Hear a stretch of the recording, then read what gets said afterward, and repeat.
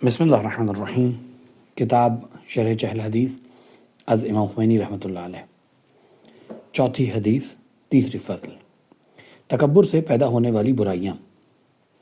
یہ جان لو کہ تکبر وہ برائی ہے جو نہ صرف اپنے اندر بہت سی برائیاں رکھتی ہے بلکہ اس سے دوسری بے شمار برائیاں بھی پیدا ہوتی ہیں۔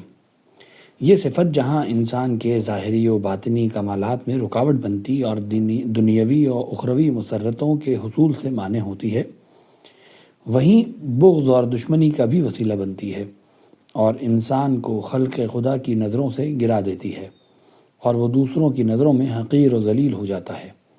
پھر دوسرے لوگ بھی اس کے ساتھ اسی طرح برتاؤ کرنے لگتے ہیں اور اس کو ذلیل و رسوا کرنے لگتے ہیں۔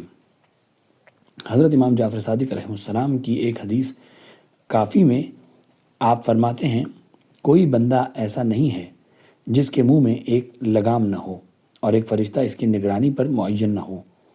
جب بندہ تکبر کرتا ہے تو فرشتہ کہتا ہے، تواضع کر، خدا تجھے ذلیل کرے۔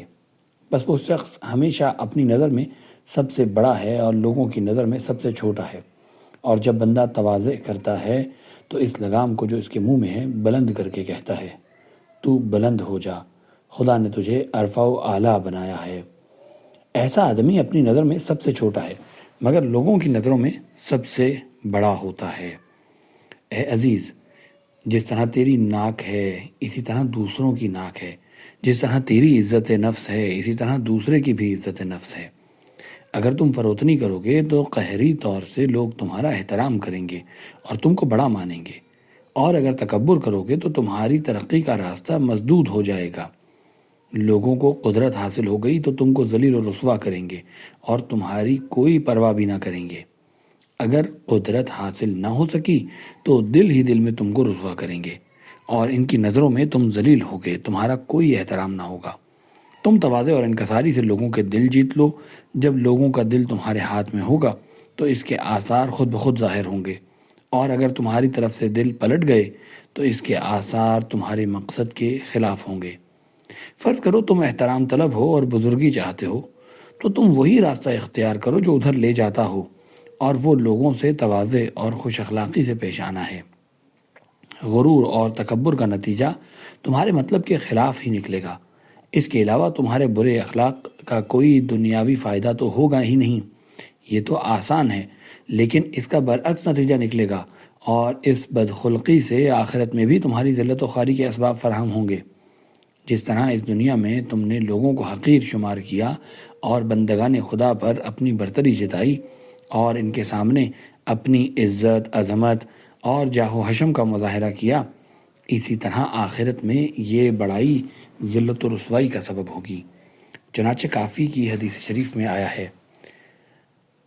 داؤد بن فرقد کے بھائی کہتے ہیں، میں نے امام جعفر صادق علیہ السلام کو فرماتے ہوئے سنا، تکبر کرنے والوں کو کمزور چونٹیوں کی طرح قرار دے دیا جائے گا جب تک خدا بندوں کے حساب سے فارغ نہ ہو جائے، اس وقت تک لوگ ان کو روندتے رہیں گے۔ حضرت امام جعفر صادق علیہ السلام نے اپنے اصحاب کو وصیت کرتے ہوئے یہ بھی فرمایا، خبردار، تکبر اور بڑائی نہ کرنا، اس لیے کہ تکبر ذات خدا کے لیے مخصوص ہے، اور جو شخص خدا سے اس میں جھگڑا کرے گا خدا اس کو برباد کر دے گا اور قیامت میں ذلیل کرے گا۔ جب خدا کسی کو ذلیل کرے تو معلوم نہیں اس کے ساتھ کیا برتاؤ کرے گا اور وہ شخص کس حال میں ہوگا، کیونکہ آخرت کے امور دنیاوی امور سے فرق رکھتے ہیں۔ آخرت کی ذلت دنیا کی ذلت سے مختلف ہوگی، جیسے وہاں کی نعمتوں اور عذاب اور دنیا کی نعمتوں اور عذاب میں فرق ہے۔ وہاں کی نعمت ہمارے تصورات سے بالاتر ہے اور وہاں کا عذاب ہماری برداشت سے خارج۔ وہاں کی کرامت ہمارے خیال سے مافوق ہے اور وہاں کی ذلت و خواری کا ہم تصور بھی نہیں کر سکتے، اور متکبر کا آخری انجام جہنم ہے۔ ایک حدیث میں ہے، الکبر مطایا النار، جو شخص تکبر کی سواری پر سوار ہے وہ سواری اس کو جہنم میں لے جائے گی، اور جب تک اس شخص میں اس صفت کا اثر باقی ہے وہ جنت کی صورت بھی نہیں دیکھ سکتا۔ چنانچہ رسول اکرم صلی اللہ علیہ وآلہ وسلم سے منقول ہے، آپ نے فرمایا، لن يدخل الجنہ من کان فی قلبہ مثقال حبۃ من خردل من کبر، جس شخص کے دل میں رائی کے دانے کے برابر بھی تکبر ہو وہ ہرگز جنت میں نہیں جا سکتا۔ امام محمد باقر علیہ السلام اور امام جعفر صادق علیہ السلام نے بھی تقریباً یہی فرمایا ہے، اور کافی کی حدیث شریف میں آیا کہ امام محمد باقر علیہ السلام نے فرمایا العز رضا اللہ والکبر ازارہ فمن تناول شیئا منہ اکبہ اللہ فی جہنم۔ اس حدیث کا محصل یہ ہے کہ عزت و کبریائی صرف خدا کے لیے ہے، جو کوئی اس میں حصہ بنائے گا خدا اس کو منہ کے بل جہنم میں پھینک دے گا، اور وہ بھی کیسا جہنم؟ جو جہنم متکبرین کے لیے ہے وہ علاوہ اس جہنم کے ہے جو عام لوگوں کے لیے ہے۔ کافی ہے کہ میں اس کمر چکن حدیث کو یہاں ذکر کروں، اس حدیث کی یہی جگہ ہے، اس کا ترجمہ پہلے بیان کیا جا چکا ہے۔ یہ حدیث بہت معتبر ہے، بلکہ مثل صحیح ہے۔ ابن بکیر نے امام محمد صادق علیہ السلام سے نقل کیا کہ امام نے فرمایا جہنم میں متکبرین کے لیے ایک مخصوص وادی ہے جس کو سقر کہتے ہیں۔ اس وادی نے خدا سے اپنی شدت حرارت کی شکایت کی اور خدا سے اجازت مانگی کہ اس کو ایک مرتبہ سانس لینے کی اجازت مرحمت فرمائی جائے۔ اجازت ملنے کے بعد اس نے ایک مرتبہ جب سانس لی تو پورا جہنم جل اٹھا۔ میں خدا کی پناہ اس جگہ سے مانگتا ہوں جو خود عذاب کی جگہ ہے مگر اپنی حرارت کی شکایت کرتی ہے اور اپنے ایک تنفس سے جہنم کو جلا دیتی ہے۔ آتش آخرت کی شدت، حرارت و سختی کا ہم اس عالم میں ادراک نہیں کر سکتے، اس لیے کہ عذاب کی شدت و ضعف کے اختلاف کا سبب ایک تو خود ادراک کی قوت و ضعف ہوا کرتی ہے کہ درک کی جانے والی چیز جتنا قوی اور ادراک جتنا کامل اور خالص ہوگا اتنا ہی درد و علم کا ادراک زیادہ ہوگا۔ دوسرے اختلاف کا سبب مادے پر ہوتا ہے کہ وہ حرارت جہنم کا اثر کس حد تک قبول کرتے ہیں، کیونکہ حرارت کے قبول کرنے میں مادوں میں اختلاف ہوتا ہے۔ مثلا جست اور سیسے کے مقابلے میں سونا اور لوہا حرارت کو زیادہ قبول کرتے ہیں، اور یہ دونوں لکڑی اور کوئلے کے مقابلے میں حرارت کو زیادہ جذب کرتے ہیں۔ یہ سب چیزیں گوشت و پوست کے مقابلے میں حرارت کو قبول کرنے کی صلاحیت رکھتی ہیں۔ تیسرا فرق حس کرنے کی صلاحیت کا باہمی تفاوت بھی ہوا کرتا ہے۔